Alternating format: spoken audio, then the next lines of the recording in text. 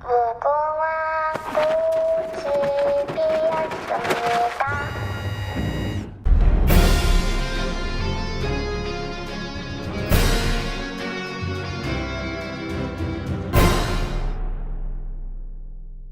Welcome to Storyflix.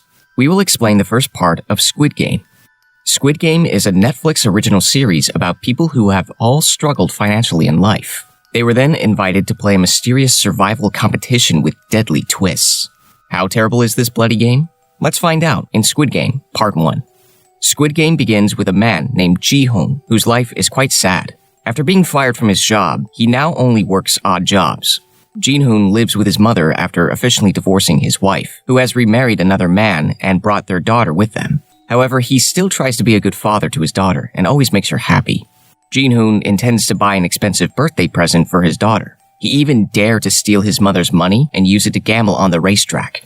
Luck seems to be on his side. He managed to win the bet and double his money. Gi-hun then calls his daughter with a happy face, telling her that he will come with an expensive birthday present tonight. But his excitement doesn't last long. He instead meets the henchmen of the loan sharks who want to collect his debt from him. Gi-hun rushes to escape as fast as he can and accidentally bumps into a woman. After a long escape, the debt collectors manage to catch and corner him.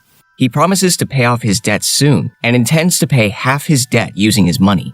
He then reached into his jacket pocket intending to take the money, but how surprised he was because the money was not there. Turns out the woman who had him had stolen all of his money. Gi-hun was then beaten. The debt collector gives him another chance to pay off his debt, but he must sign a letter of agreement which states that he must be willing to give up his kidney if he fails to pay off the debt within the specific time limit. Gi-hun had no other choice. He then agreed to the agreement by fingerprinting using blood flowing from his nose. After all the bad luck that happened to him, Gi-hun feels even more guilty for failing to make his daughter happy on her birthday. He couldn't buy a nice birthday present and treat her to a good meal. Gi-hun feels he has failed to be a good father. Now he can only lament his fate with the possibility of being hated by his daughter forever and entangled in debt that he will not be able to pay for the rest of his life.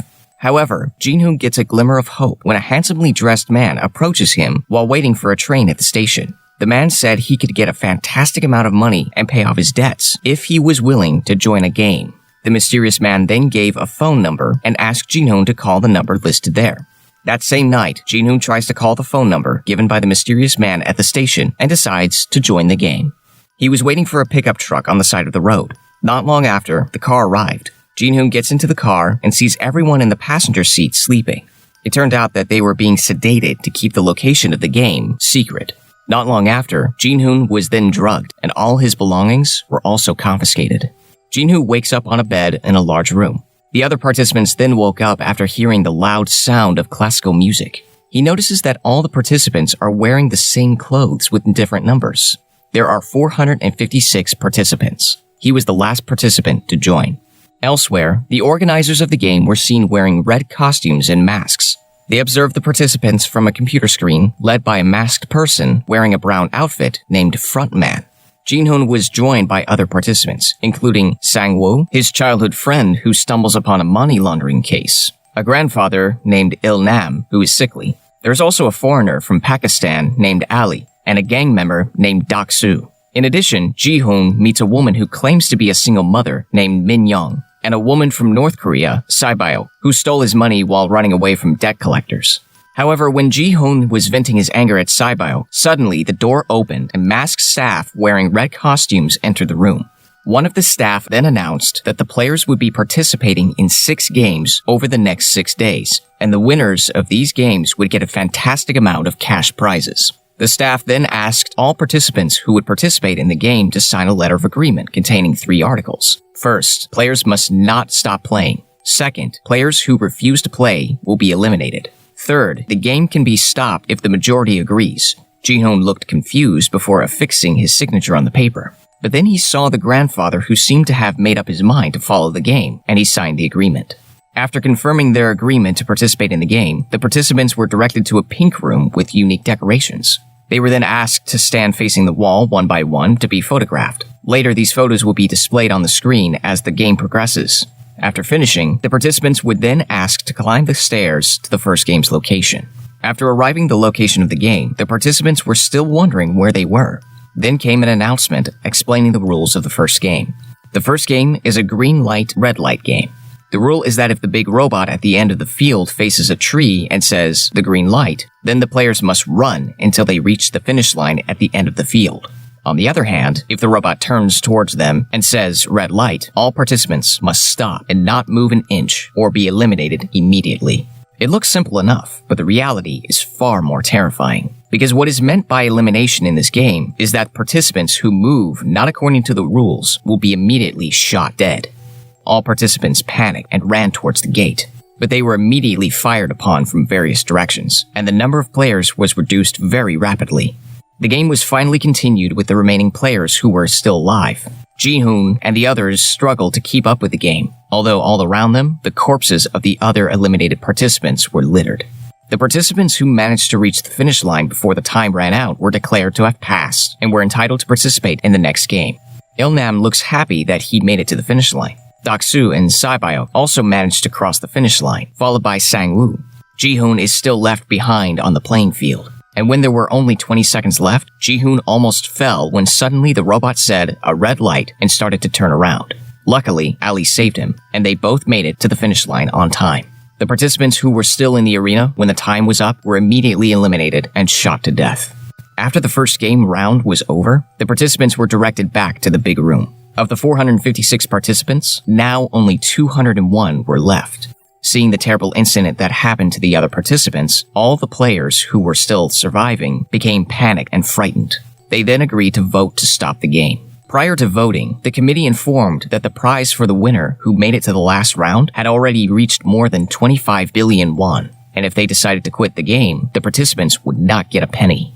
The participants looked worried. On the other hand, they were very tempted by the cash prizes in sight, but on the other hand, their own lives are at stake. Voting is still going on. The participants who still want to play and who insist on ending the game are the same number, until finally, it was Il-nam's turn to be the last to vote. The grandfather turned out to support those who wanted to stop the game, and according to the rules, the game could be stopped if the majority agreed. After the voting was over, all participants were finally sent back to their respective regions. The next day, Gi-hun reports the cruel game syndicate that has killed many people to the police station. He describes the incidents he experienced, from the drug syndicate administered to how the participants were eliminated by being shot to death. But the police think that Gi-hun is just making up stories.